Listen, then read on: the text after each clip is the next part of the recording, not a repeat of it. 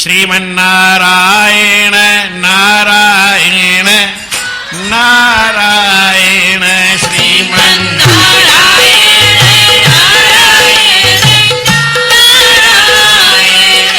श्रीमन्नारायण नारायण नारायण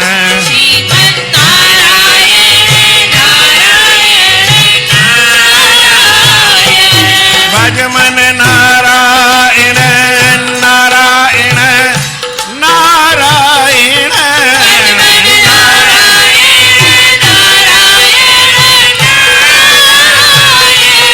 भजमन नारायण नारायण नारायण भजमन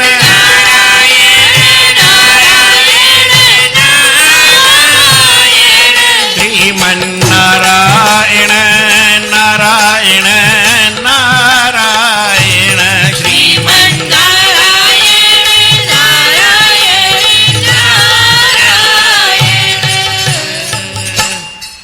हे महामुनि, विर्त जे रखण सां कहिड़ो फल? सत्यनारायण स्वामी जे विर्त रखण सां कहिड़ो मिले?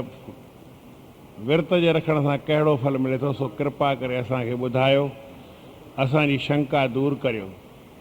ऋषियुनि जा वचन ॿुधी सूत जी महाराज चवणु लॻा त हे ऋषियो, वैकुंठ में कमलापति श्री विष्णु भॻवान मनुष्यनि जे हितकार लाइ हिकिड़ो मोक्ष खे प्राप्त कंदड़ मन वांछित फल ॾींदड़ उत्तम में उत्तम विर्त नारद मुनीअ खे ॿुधायो हो, सो मां तव्हांखे ॿुधायां थो, सो सावधान थी ॿुधो। हिकड़ीअ जी वार्ता आहे त नारद मुनि अनेक लोक घुमंदो मृत्यु लोक में अची पहुतो। उते अनेक प्रकारनि जा कलेश ऐं तापनि सां महानीच कर्मनि करे जीवन खे अनेक जूणियूं ऐं जनम वठंदो ॾिसी नारद मुनीअ खे चवणु लॻो त उहो कहिड़ो, नारद मुनि चवणु लॻो त उहो कहिड़ो उपाउ आहे जंहिंजे करण सां जीव जे दुखनि जो नाश थी वञे थो। इहो मन में वीचार कंदे कंदे विष्णु लोक वञी पहुतो ऐं कमलापति श्री विष्णु भॻवान खां कथा जे विच में दरवाज़ो बंदि करे छॾियो भई कहिड़ा शइ कथा जे विच में वेगिन न हुजे, वे डाई थी।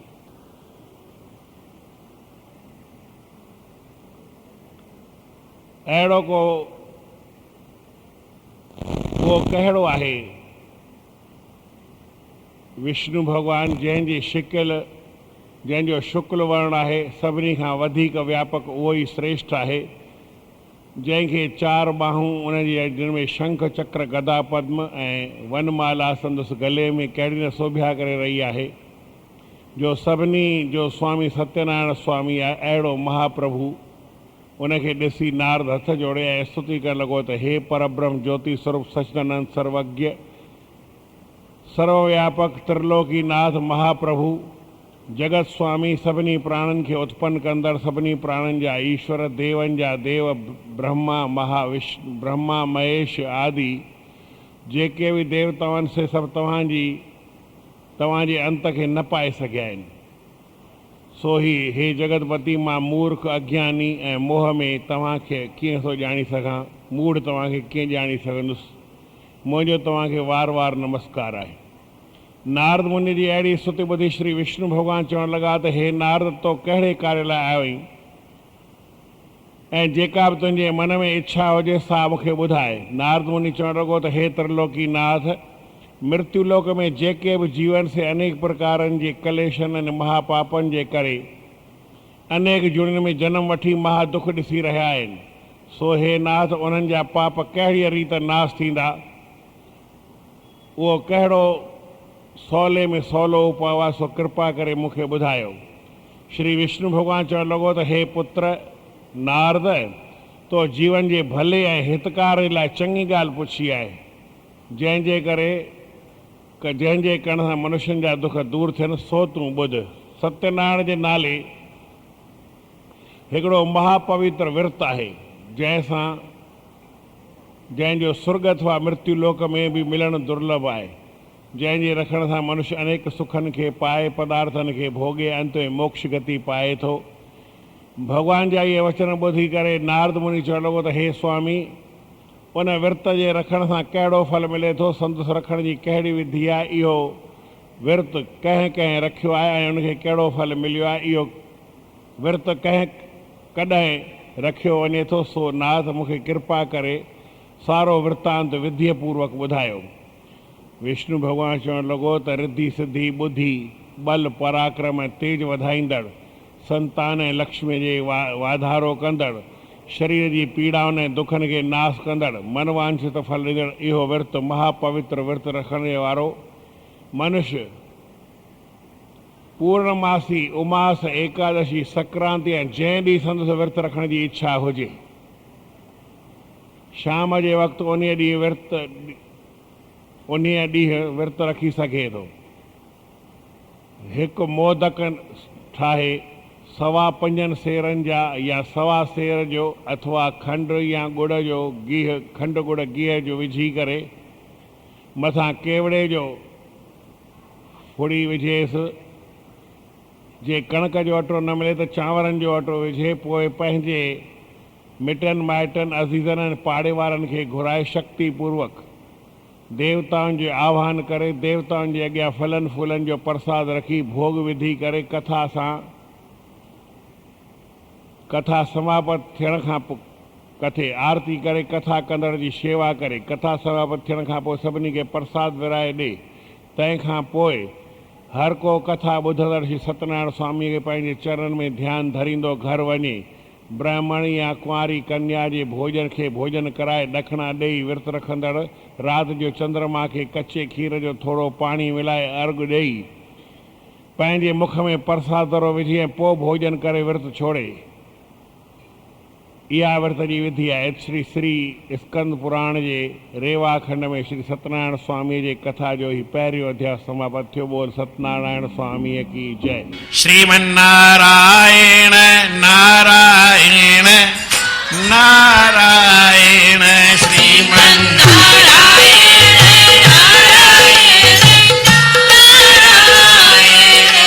श्रीमन्नारायण नारायण नारायण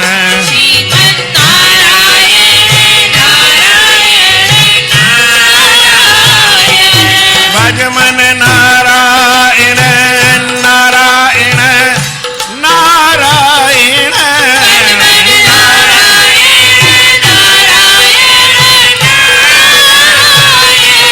भजमन नारायण नारायण नारायण भजमन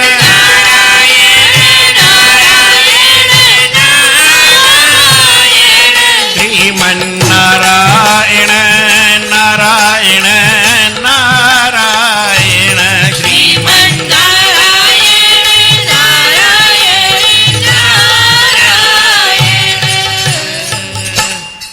अध्याय ॿियो। सूत जी महाराज ऐं शौनकाद ऋषि। शौनकाद ऋषिनि खे चवणु लॻो त हे मुनीश्वरो, श्री विष्णु भॻवानु नारद मुनि खे श्री सत्यनारायण स्वामी जो विर्त जंहिं तरह ॿुधायो रखियो ऐं फल पातो, सो विर्तानुसार मूं तव्हांखे हिन रीति ॿुधायो।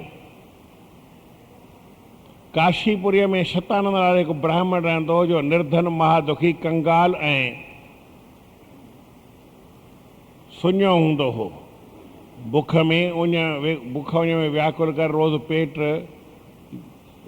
पेट लाइ, पेट जे टुकर लाइ शहर जे घिटियुनि में धिका खाईंदो हो, मगर कंहिंखे बि संदसि मथां दया न ईंदी हुई जो हू खणी केरु हुनखे मानी जो टुकर ॾिए। हुनजो अहिड़ो हाल ॾिसी श्री विष्णु भॻवानु मथां दया करे हिकिड़े ॾींहुं विष्णु भॻवानु ॿुढे ब्राह्मण जो रूप धारे संदसि वटि आयो ऐं पुछणु लॻो त हे ब्राह्मण, तूं छो अहिड़ो व्याकुल ऐं दुखी गुज़ारे रहियो आहीं। ॿुढे ब्राह्मण खे कलावान ॾिसी करे चवणु लॻो त हे महाराज, मां तमामु ग़रीब ब्राह्मण आहियां, रोज़ पेट जे टुकर लाइ शहर जे घिटियुनि में भिख्या पिनण ईंदो आहियां। प्रारब्ध का अहिड़ी अथमि जो मूंखे कोई बि दया कंहिं ते नथी आणे।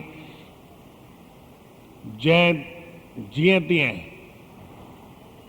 तमामु दुखी गुज़ारे रहियो आहियां। जेकॾहिं को उपाउ तोखे सुझंदो हुजे त मूंखे दया करे ॿुधायो। ॿुढे ब्राह्मण जो विष्णु भॻवान जे रूप में होसो चवणु लॻोसि त हे ब्राह्मण, हिकु उपाउ आहे। जंहिंजे करण सां तूं दुखनि खां छुटी सुखी गुज़ारी। तूं श्री सत्यनारायण स्वामीअ जो विर्तु रख ऐं उन जी पूॼा कर ऐं जो दिलि घुरिया तुंहिंजा मतिलब आहिनि उहो पूरा कंदो।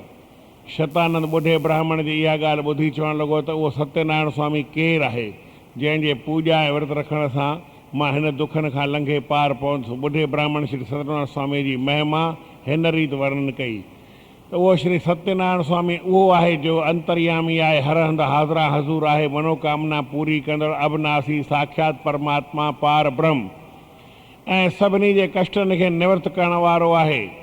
तूं उनखे सची श्रद्धा सां पूॼा कर ऐं विर्तु रख त दुखनि खां छुटी पवंदे। श्री सत्यनारायण स्वामी जे पूॼा रखण जो विर्तु रखण जो ऐं उनजे पूॼा पाठ जो नमूनो उनखे ॿुधाए अंतर ध्यानु थी वियो।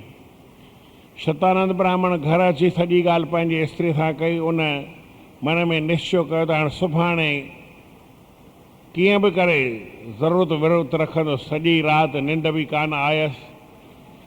प्रभात जो उथंदे ई सनानु पाणी करे स्त्रीअ खे चयईं त तूं लेपो पाए घर पवित्र कर, छो जो अॼु ज़रूरु सत्यनारायण स्वामी जो विर्तु रखिबो। ईअं चई भिख्या लाइ झोली खणी ॿाहिरि निकितो। ईश्वर जी कृपा सां उन ॾींहुं खेसि भिख्या बि अॻे खां सवायो मिलियो ऐं सत्यनारायण स्वामीअ जा गुण ॻाईंदो पूॼा जी सामग्री वठी घर आयो। पोइ मिटनि माइटनि खे घुराए सत्यनारायण स्वामीअ जी पूॼन करे स्तुति करे चवणु लॻो त हे सच्चिदानंद, हे पार ब्रह्म, ऐं मतहीन थोरी ॿुधीअ वारो तुंहिंजे शरण में आयो आहियां। हे विष्णु भॻवान, तूं मुंहिंजे दुखनि खे दूरि कर, मुंहिंजी मनोकामनाउनि खे पूरियूं कर। अहिड़ीअ तरह भॻवान जी प्रार्थना करे विर्तु छोड़े आहिस्ते आहिस्ते उहो ब्राह्मण दुखनि खां छुटी धन पदार्थ पाए सुखी गुज़ारण लॻो। शतानंद ब्राह्मण सत्यनारायण विर्त ऐं पूॼन करे अहिड़ो प्रभाव ॾिसी करे महीने महीने विर्तु रखणु लॻो ऐं आख़िर सभिनी पापनि खां छुटी मुक्त थियो। सूत जी महाराज शौनकादर्शन खे चवणु लॻो त हे ऋषियो, श्री विष्णु भॻवान नारद मुनि खे चवणु लॻो त हे नारद, अहिड़ी तरह जेको मन सत्यनारायण स्वामी जी पूॼा करे विर्तु रखे थो सो निश्चय दुखनि खां छुटी मुक्तिअ खे प्राप्त कंदो। शौनकादर्शी सूत जी महाराज खे वेनती करण लॻा त हे योगीश्वर, तव्हां जेका कथा शतानंद ब्राह्मण जी ॿुधी सां असांखे ॾाढी ख़ुशी थी, मगर वधीक इहो बि पुछणु घुरूं था त शतानंद ब्राह्मण खां सवाइ ॿिए बि कंहिं विर्तु रखियो आहे या न, सो कृपा करे ॿुधायो। इहा ॻाल्हि ॿुधी सूत जी महाराज चवणु लॻो त हे ऋषियो, हिकिड़ो काठियर जो रोज़ झंग मां काठियूं आणे शहर में विकिणी पेट जी पालना कंदो हो, सो बि विर्तु रखी करे मुक्तीअ खे कीअं प्राप्त थियो आहे सा मां तव्हांखे कथा ॿुधायां थो। तव्हीं ध्यानु ॾेई ॿुधो। हिकिड़ो काठियर हूंदो हो जो रोज़ काठियूं भरी मथे ते रखी शहर में अची विकिणंदो हो। हिकु ॾींहुं उहो काठियर शतानंद ब्राह्मण जे घर वटां अची लंघियो। बुख ऐं उन जे करे व्याकुल उन ब्राह्मण जे घर अॻियां लंघे आयो। ब्राह्मण खे पूॼा कंदो ॾिसी पाणी घुरी पुछणु लॻो त हे महाराज, अवी तव्हां ही छा करे रहिया आहियो? काठियर जी इहा ॻाल्हि ॿुधी ब्राह्मण चवणु लॻो त आऊं अॼु श्री सत्यनारायण स्वामीअ जी पूॼा करे रहियो आहियां ऐं उनजो धन जे अनधन जे ॾियण वारो उहो सत्यनारायण स्वामी अनधन जे ॾियण वारो, दुखनि खां छॾाइण वारो ऐं रखपाल आहे, जंहिं मूंखे एॾे पद ते आंदो आहे। तूं बि थोरे तरसे में कथा ॿुधी प्रसाद वटि, थोरो तरसी कथा ॿुधी प्रसाद वठी घर वञ। काठियर इहा ॿुधी ॻाल्हि ॾाढो ख़ुशि थियो। सत्यनारायण स्वामी कलयुग में सचो आहे त मूं ते बि महिर करे ऐं काठियूं विकिणी करे सुभाणे सत्यनारायण स्वामी जो विर्तु रखंदुसि ऐं पाठ पूॼा करे विष्णु भॻवान खे ध्याईंदुसि। अहिड़ो मन में वीचार करे ब्राह्मण वटां प्रसाद वठी काठियुनि जी भरी मथे ते खणी ऐं वञी करे विकियईं। ईश्वर जे दया सां उन भरी जा उनखे ॿीना पैसा मिलिया। जे वठी करे ॾाढो ख़ुशि थियो। बाज़ार मां पूॼा जो सामान वठी घर आयो ऐं मिटनि माइटनि खे सत्यनारायण स्वामीअ जे विर्त जो ॿुधी अनुसार पूॼा करे विष्णु भॻवान खे प्रसन्न करे प्रसन्न कयो। विर्त रखण जे प्रभाव सां काठियर जो सभु काठियर जूं सभु मनोकामनाऊं पूर्ण थियूं, हू संसार जा सुख भोगे अंत में मुक्त थियो। इते श्री स्कंद पुराण जे रेवा खंड में सत्यनारायण स्वामी जी कथा जो ॿियो अध्याय समाप्त थियो। बोल श्री सत्यनारायण स्वामी की जय। श्रीमन्नारायण नारायण नारायण श्रीमन्नारायण नारायण नारायण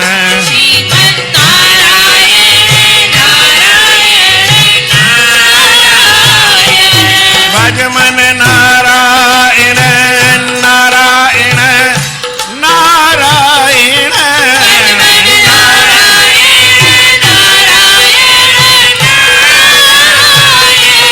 भजमन नारायण नारायण नारायण भजमन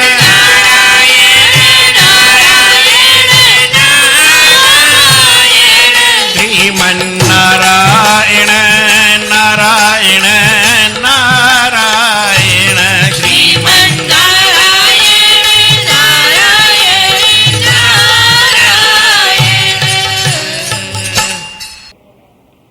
अध्याय टियों। सूत जी महाराज शौनक आदि ऋषियुनि खे चवणु लॻो त हे ऋषियो, श्री विष्णु भॻवान नारद मुनि खे चवणु लॻो त हे नारद, मां तोखे ॿी बि कथा ॿुधायां थो सावधानीअ सां।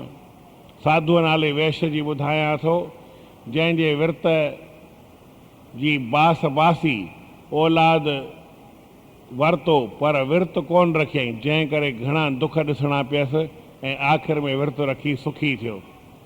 उल्कामुख नाले सत्यवादी राजा हूंदो हो, हुनजे जो पंहिंजे स्त्रीअ प्रमुग्धा सां गॾु भद्रशीला नदीअ जे कंठे ते श्री सत्यनारायण स्वामी जो विर्त रखी श्रद्धा सां पाठ करे रहियो हो। उन वक़्तु हिकु साधू नाले वाणियो घुमंदे फिरंदे उतां अची निकितो। राजा खे पूॼा कंदो ॾिसी पुछियईं त हे राजन, तव्हीं इहे कंहिंजी पूॼा करे रहिया आहियो? राजा सौदागर खे ॾिसी चवणु लॻो त हे हीअ पूॼा ऐं औलाद जे वाधारे लाइ करे रहियो आहियां। श्री सत्यनारायण स्वामी जो विर्त रखियो अथमि, जो अवसि मुंहिंजी मनोकामना पूरी कंदो। साधू राजा खां उन विर्त रखण जो नमूनो पुछी करे चवणु लॻो त हे साईं, मां ॻोठु वञी इहो विर्त ज़रूरु रखंदुसि, छो त मूंखे बि कोई औलाद कोन्हे। साधू राजा खां मोकिलाए थोरे ॾींहंनि खां पुॼाणा पंहिंजे ॻोठु आयो। घर अची करे राजा वारी ॻाल्हि पंहिंजी ज़ाल लीलावतीअ खे कयईं ऐं खेसि चयईं त असीं बि इहो विर्त सत्यनारायण स्वामी जो तॾहिं रखंदासूं जॾहिं कोई असांखे औलाद थींदो। ईअं चई थोरा ॾींहं गुज़र कंदे कंहिं पासे सफ़र ते हलियो। ईश्वर जे कृपा सां लीलावती गर्भवती थी ऐं पूरे ॾींहं 10 महीने खेसि हिकु सोभियावान कन्या ॾाई, जंहिंजो नालो हुननि कलावती रखियो। साधू बि सफ़र तां मोटी आयो। तंहिंखे हिकिड़े ॾींहुं लीलावती चयो त हे स्वामी सत्यनारायण स्वामी पंहिंजी इच्छा पूरी कई आहे, जो विर्त उनजो विर्त हाणे छो कोन था रखो? साधुअ चयो कुझु वक़्तु तरस त कलावती जी शादी करे पोइ विर्त रखंदासूं। वक़्तु गुज़रंदे वेर मकान थी कलावती अॼु नंढी सुभाणे वॾी आख़िर अची शादीअ जे लाइक़ु थी। तरह हिकिड़े ॾींहुं साधुअ पंहिंजे गुरु ब्राह्मण खे कलावतीअ जी लाइक़ु वर जांच करण लाइ चयो। ब्राह्मण साधुअ जे चवण मूजिबि वर जी ॻोल्हा कंदो कंचन नगर में आयो। उते सेठ जे पुट हिकिड़े सुशील महासुंदर खे ॾिसी करे उनखे पाण सां वठी आयो। साधुअ खे उहो छोकिरो ॾाढो पसंदि आयो। यकदमि मूड़ो चिटे ब्राह्मण खे जे हथां छोकिरीअ जी माइटनि खे मोकिले ॾिनई। थोरनि ॾींहंनि बैदि उहा सुख सां कलावती जी शादी थी गुज़री। साधुअ खे विर्त रखणु विसरी वियो। कुझु ॾींहंनि बैदि साधू नाठीअ समेत अनाज जूं ॿेड़ियूं भराए वापार जे लाइ वियो। सो प्रारब्ध जे करे उते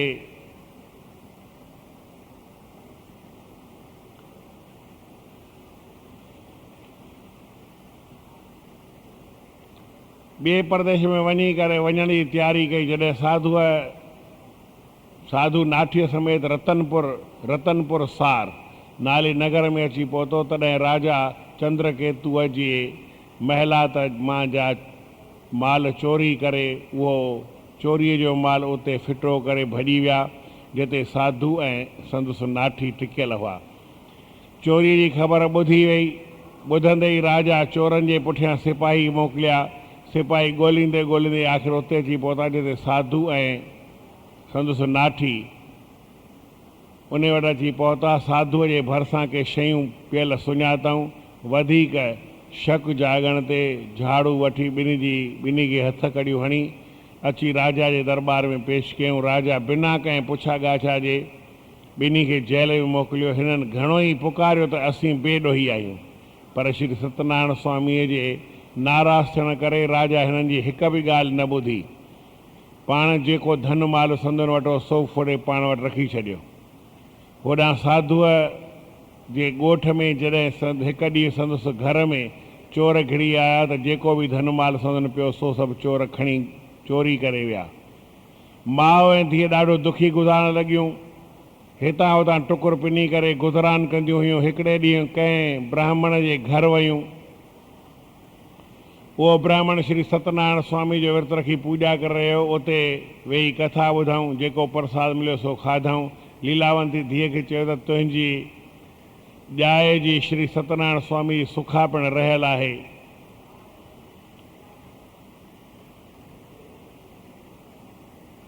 पिणे बासी हुई, अला जे छाकाणि अहिड़ा दुख सां ॾिसी रहिया आहियूं। ईअं चई ॿई पंहिंजे घर आयूं ऐं ॿिए ॾींहुं मिटनि माइटनि खे घुराए विर्त रखियाऊं।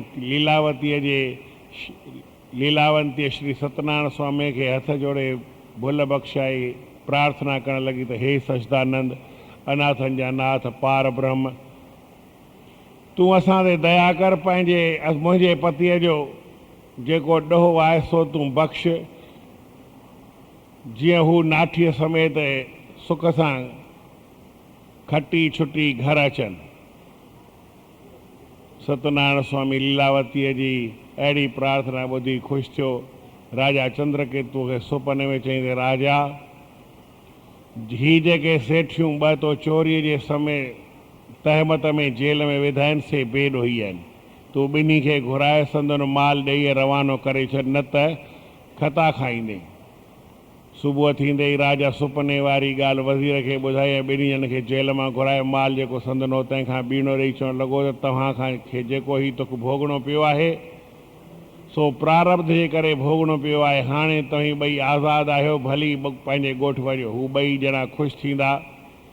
राजा खे हथ जोड़े नमस्कार करे संत सुख सां अची पंहिंजे ॻोठ पहुता। श्री स्कंद पुराण जे रेवा खंड नाले सत्यनारायण स्वामी जे कथा जो 3 अध्याय समाप्त थियो। बोल श्री सत्यनारायण स्वामी की जय। श्रीमन्नारायण नारायण नारायण श्रीमन्नारायण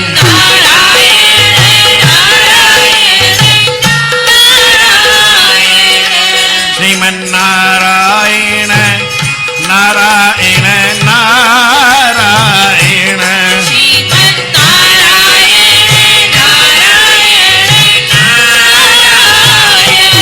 भजमन नारायण नारायण नारायण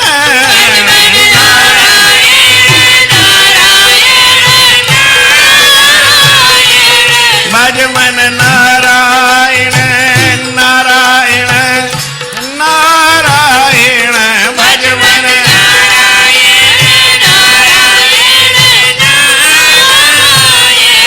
श्रीमन्नारायण नारायण नारायण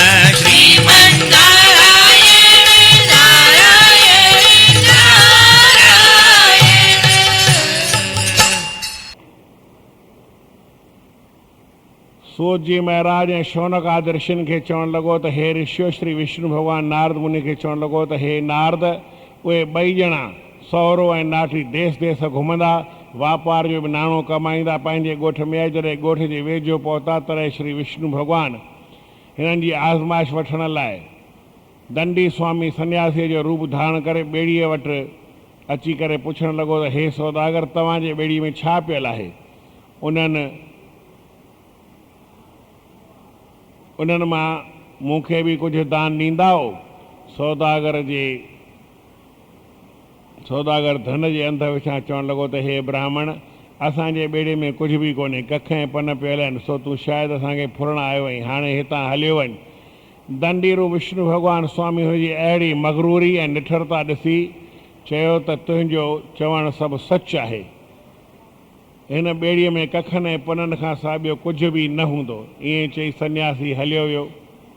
थोरी देरि खां पोइ साधू ॿेड़ी हाकाइण जो हुकुम ॾिनो ऐं ॿेड़ी हकले ॾिसे त वाइड़ो थी वियो। या खणी ॾिसे त अंदरि ॿेड़ीअ नज़र करे त हिते त कख ऐं पन लॻा पिया आहिनि, धन माल जो को नालो ई कोन्हे। इहो हाल ॾिसी हू बेहोश थी किरी पियो। नाठियसि डोड़ी वटि आयो, तंहिं खेसि होश में आणे पुछणु लॻो, तव्हीं एतिरे क़दुरु व्याकुल छा थियो, छो थिया आहियो? साधू सन्यासी वारी सॼी ॻाल्हि खेसि करे ॿुधाई। संदसि नाठीअ चयो त उहो सन्यासीअ जे श्राप करे ईअं थियो आहे, हलो त खांसि बख़्शायूं। साधू नाठीअ सां गॾिजी हुन सन्यासी खे ॻोल्हणु निकितो। सन्यासीअ खे परियां ॾिसी तकड़ा तकड़ा वधी संदसि पेरनि ते किरी पिया ऐं ज़ार विर्लाप करे चवणु लॻा त हे स्वामी, असांखे क्षम्या करियो, असां वॾो अपराध कयो आहे जो तव्हां सां कूड़ ॻाल्हायो आहे। उहो सन्यासी जो पाण विष्णु भॻवानु हो, तंहिं उन्हनि ते दया आणे चयो त मूर्ख साधू, तूं सत्यनारायण स्वामी जे विर्त रखण जी सुखा करे ऐं फिरी वियो आहीं, इन करे हेतिरा तोखे दुख ॾिसी रहियो आहीं। साधूअ खे हाणे यादगिरी पई ऐं त मां बराबरि 2 दफ़ा सुखा करे फिरियो आहियां। सो दीन थी करे बख़्शण लॻो त हे प्रभु, मूं अपराधीअ खां भुल थी आहे, हाणे मूं ते दया करियो, मुंहिंजो माल जीअं जो तीअं करियो। मां ॻोठ पहुची वञी करे सत्यनारायण स्वामी जो विर्त रखंदुसि। सन्यासी साधूअ जी इहा वेनती ॿुधी मथुसि प्रसन्न थियो ऐं मन घुरियो वर ॾेई अंतर्ध्यान थी वियो। साधू ॿेड़ी अची ॾिसे त ॿेड़ी अॻे वांगुरु माल सां भरी पई आहे। ख़ुशि थी करे ॿेड़ी हाकारे ॻोठ ॾांहुं हलियो। किनि ॾींहंनि पुॼाणा अची पंहिंजे ॻोठ जे वेझो पहुतो। हिकिड़े ॾींहुं हिकिड़े नौकर खे अॻुवाट ख़बर ॾियण लाइ घर मोकिलियईं। साधू जी स्त्री लीलावंती उन वक़्तु श्री सत्यनारायण स्वामी जी पूॼा करे रही हुई। तंहिं इहा ख़बर ॿुधी करे उहा पूॼा अधूरी करे कलावतीअ खे चयो त मां ॿेड़ीअ ते वञां थी ऐं तूं पूरी कथा करे ऐं जल्द ॿेड़ीअ ते अचु। कलावंती पंहिंजे पतीअ सां मिलण लाइ जीअं तीअं पूॼा करे प्रसाद छॾे ऐं माउ जे पुठियां वई। कलावती वञी ॿेड़ीअ वटि पहुती मस त ॿेड़ी अची दरिया में ॿुॾणु लॻी। इहो हाल ॾिसी सभई अची करे रोअण लॻा। कलावती बेहोश थी किरी पई। माण्हुसि खेसि उथारे होश में आणे धीरज करणु लॻी। साधू अहिड़ो हाल ॾिसी श्री सत्यनारायण स्वामीअ खे यकीन आणे ऐं विर्लाप करे चवणु लॻो त हे दीन बंधु, असां जेके अॻे जनम में या हिन जनम में के पाप कया हुजनि त उहे बख़्श। हे दयालु, तूं बचाए। उते आकाशवाणी ते हे साधू, तुंहिंजी स्त्री लीलावती सत्यनारायण स्वामी जी कथा अध में छॾे आई आहे ऐं उन जी धीअ खे ॾेई आई ऐं धीणे कलावती तकड़ करे प्रसाद जो निरादर कयो आहे। इन करे अव्हांखे इहो संकट प्राप्त थियो आहे। तॾहिं कलावंती इहो ॿुधी यकदमि घर आई ऐं प्रसाद विरहाए खाई ऐं खणी आई ऐं ॿेड़ी लुॾंदी लुमंदी कंठे ते अची बीठी हुई। पोइ ॿेड़ीअ ते अची ॿई पंहिंजे पतीअ जो दर्शन कयूं। उन बैदि सभु गॾिजी ख़ुशियूं कंदा घर आया। साधू घर अची सत्यनारायण स्वामी जो विर्त रखी वॾे धाम धूम सां विर्त रखियो ऐं आख़िर में संसार जे सभिनी सुखनि खे पाए सभिनी दुखनि खां छुटी वञी करे मुक्त थियो। श्री स्कंद पुराण जे रेवाखंड में श्री सत्यनारायण स्वामी जी कथा जो 4थों अध्याय समाप्त थियो। बोल श्री सत्यनारायण स्वामी की जय। श्रीमन्नारायण नारायण नारायण श्रीमन्नारायण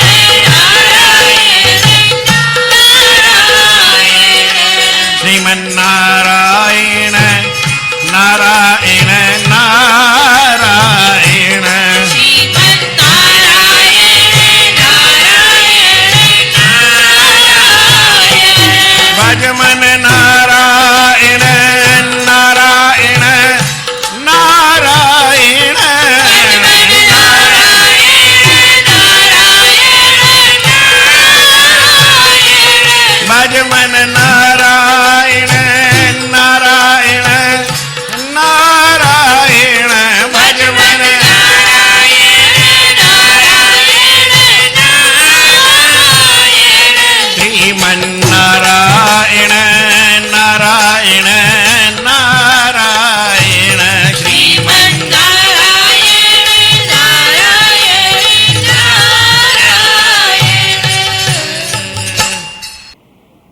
जी महाराज शौनकादि ऋषियुनि खे चवणु लॻो त हे ऋषियो नारद मुनीअ खे जेका राजा तुंगध्वज जी कथा ॿुधाई हुई तंहिं प्रसाद जो निरादर करण करे दुख पातो, सा कथा तव्हां ध्यानु ॾेई ॿुधो। तुंगध्वज राजा प्रजा जो पालक हूंदो हो, खेसि 100 पुट हूंदा। हिकिड़े ॾींहुं ओचितो शिकार कंदे कंदे वन में अची निकितो। ग्वाल ॿाल धनार पंहिंजे कुटुंब समेत श्री सत्यनारायण स्वामी जो विर्तु रखी ऐं पूॼा वेठी कई। राजा पंहिंजे अभिमान में सत्यनारायण स्वामीअ खे नमस्कार बि न कयो ऐं जेको नकी उन्हनि खे प्रसाद जेको मिलियुनि सो ई वरिताई। पंहिंजे अभिमान में ई घोड़े ते चढ़ी करे वापसि महिला त न अची वियो। परमेश्वर जी लीला अजीब आहे। तुंगध्वज राजा पंहिंजे सभु पुट प्रसाद जे निरादर करे मरी विया ऐं माल मिल्कियत बि सभु ख़तमु थी वियुसि। राजा इहो हाल ॾिसी अखियूं ॾिठो ऐं ॾाढो दुख थियुसि। वीचार कंदे ॼातईं त मूंखे समूरो दुख कूड़े अभिमान जे करे मिलियो आहे जो श्री सत्यनारायण स्वामी जो प्रसाद जो मूं निरादर कयो अथमि। तॾहिं पछताईंदो। उन वक़्तु घोड़े ते चढ़ी करे साॻिए हंधि ग्वालनि वालनि वटि आयो ऐं श्री सत्यनारायण स्वामीअ जे अॻियां हथ जोड़े भल बख़्शाइण लॻो। पोइ प्रसाद वठी श्रद्धा धारे चरणामृत वठी अची महिलात में आयो। अची प्रसाद मुअलनि पुटनि जे मुख में विधाई। कुदरत ईश्वर जी जो उहो सभु उथी जीअरा थिया ऐं पदार्थ बि अॻे वांगुरु साॻिया थी पियसि। राजा ॾाढो ख़ुशि थियो। उन ॾींहं खां वठी करे नेम अनुसार श्री सत्यनारायण स्वामीअ जो विर्तु रखी पूॼा कंदो रहियो। आख़िर संसार जे पदार्थनि जा सुख भोगे मुक्त थियो। सूत जी महाराज चवणु लॻो त हे ऋषियो, श्री विष्णु भॻवानु नारद मुनि खे चयो त हे नारद, श्री सत्यनारायण स्वामी जी कथा तोखे ॿुधायमि। कलयुग में ही विर्तु जल्द फल ॾियण वारो ऐं अंत में वैकुंठ पहुचाइण वारो आहे। जेको हिन विर्त जी सची भावना सां रखंदो तंहिंजूं सभु कामनाऊं पूरियूं थींदियूं। अनधन जो वाधारो थींदो, वंश वधंदो, घणे वक़्त ताईं दुनिया जा सुख भोगी ऐं मुक्त थींदो। हे नारद, जिन ही विर्तु रखी करे मुक्ति हासिल कई आहे तिन जे ॿिए जनम जा नाला ॿुध। शतानंद ब्राह्मण जो सुदामा जी जो जनम वरितो ऐं श्री कृष्ण भॻवान जो भगत थी मुक्त थियो।